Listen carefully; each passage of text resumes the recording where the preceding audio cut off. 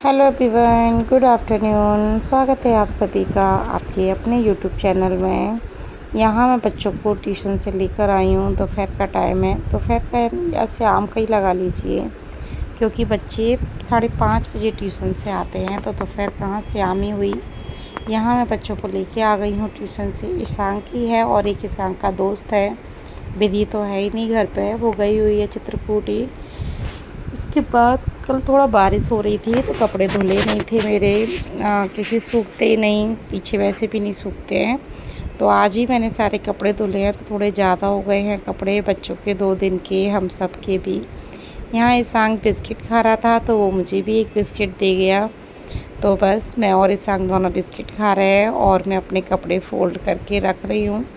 मैं ना कपड़े अलग अलग ही डिवाइड करके रखती हूँ, जैसे ईशान के अलग, विधि के अलग, अपने कपड़े अलग, क्योंकि फिर जब हमें कपड़े ढूंढने होते हैं ना तो मिक्स हो जाते हैं, फिर वो प्रॉब्लम आती है। तो मैं ना पहले से ही अलग अलग करके अलग अलग खाने में रखती हूँ, जिससे बच्चे भी ना अपने कपड़े सेफली ले लेते हैं। और इसी में कुछ कपड़े प्रेस करने के भी निकलेंगे, तो प्रेस का तो यही है, दिल ही नहीं लगता है। पता नहीं है कब होगी, जब होगी तब फिर इकट्ठी होगी, 4-4 5-5 घंटे इकट्ठा प्रॉपर बैठे रहने वाली। देखती हूँ, करूँगी आधा दिन में प्रेस भी। सारे कपड़े फिर से हो गए हैं प्रेस के लिए। तो यहाँ मैं कपड़ों को फोल्ड करके रख देती हूँ। इतने में ना इनका कॉल आ गया था, कुछ काम था। कुछ भी ले आना जो तुम्हें ठीक लगे, और सरफ ले आना, सरफ भी नहीं है। पोहा तो है नहीं, नमकीन डाल लाना, खट्टा मीठा 1 पैकेट ही,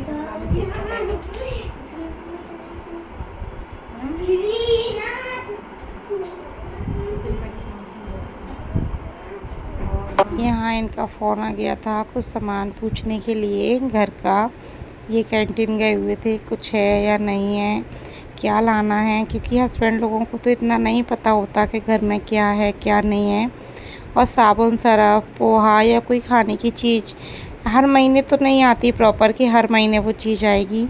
कभी कभी ना इकट्ठा साबुन आ जाता है, जैसे कि 12 साबुन इकट्ठे आ गए, 8 साबुन इकट्ठे आ गए, तो 1 महीने में इतने नहीं लगते हैं, तो नेक्स्ट मंथ के लिए भी हो जाते हैं कुछ सामान। और कुछ सामान ऐसा है जो कि प्रॉपर लाना ही पड़ता है हर महीने। तो बस ये वही पूछ रहे थे, मैंने इनको बता दिया था। और यहाँ अपना अपने कपड़े वगैरह ही फ़ोल्ड करके निपटी, और ये आ भी गए थे, क्योंकि यहीं पास में ही है कैंटीन, ज़्यादा दूर नहीं है।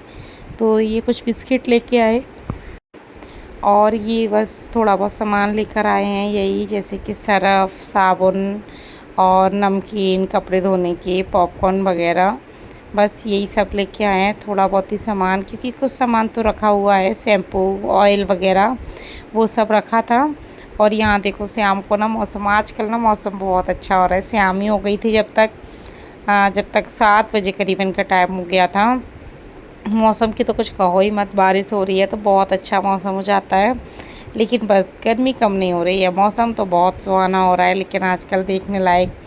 उसके बाद ये है मेरे ऊपर, एक मेरी फ्रेंड है, उनके बच्चों का प्रोजेक्ट है, तो उनका और कुछ प्रोजेक्ट बन गया था, थोड़ा बहुत कुछ रह गया था, तो उसकी मम्मी थोड़ा कहीं काम से गई हुई थी, तो बस उन्होंने बोला चलो। मैंने कहा मैं, मतलब मुझसे बोला उन्होंने हेल्प करने की, तो मैंने कहा ठीक है कर दूँगी। बच्चों का है, अपने बच्चों का भी करवाया है मैंने।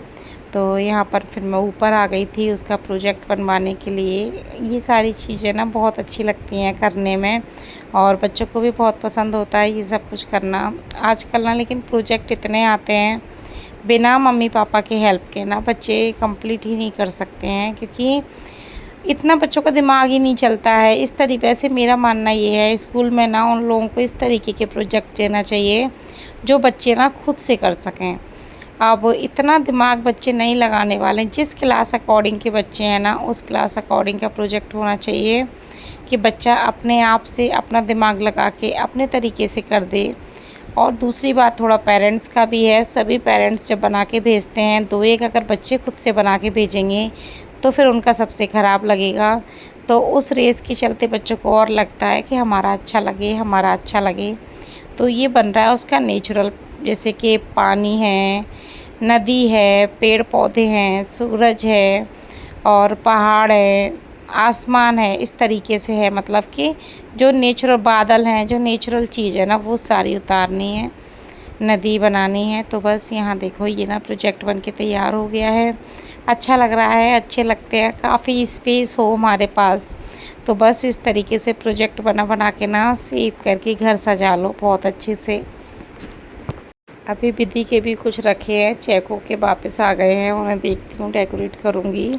उसके बाद यहाँ ना ये नेक्स्ट डे की क्लिप है मॉर्निंग की। ईशांक को नहला दिया है, उसे स्कूल जाना है और यहाँ मैं उसके लिए ले आई हूँ चाय और पपड़ी। ईशांक दुखी हो रहा है, रो रहा है, थोड़ा ना उसका मन नहीं था, क्या है कि विधि नहीं है, फिर वो ब्रश नहीं कर रहा था तो मैंने थोड़ा सा उसको डांट दिया तो उसका मन और दुखी हो गया। आँखें उसने ऐसी कर ली थी अपनी रो रो कर। बच्चों को रहता है, दोनों के दोनों बच्चे साथ में जाते हैं ना, फिर अब वो अकेला जाएगा तो थोड़ा सा लगता है। वैसे भी उसने कल भी बहुत रोया था, बहुत कलेश किया था कि मुझे भी जाना है, उसके मन में ये है कि मुझे भी जाना है घूमने। उसके बाद फिर वो घूमने भी नहीं जा पाया और फिर बच्चे को स्कूल भेज दो।